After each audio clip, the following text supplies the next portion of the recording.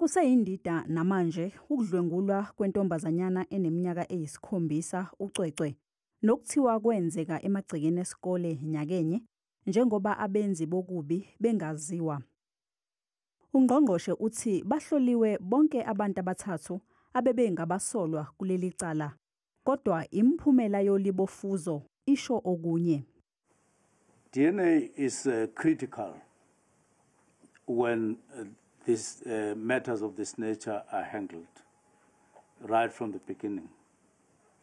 Now, DNA testing was done on the victim as per procedure.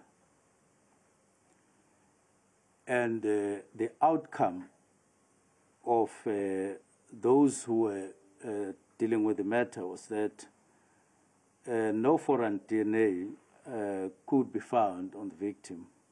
Ungqongqoshe uthi into eyenza ukuthi leli cala libe bucayi kakhulu ukuthi abekho ngisho nofakazi. Uthi unethemba lokuthi amaphoyisa azoliphothula maduze uphenyo lwawo. We are assuring the public that we are quite involved in the matter and we are monitoring all the developments and guidance being offered, support being offered, just to make sure that we arrive at a speedy conclusion of the matters.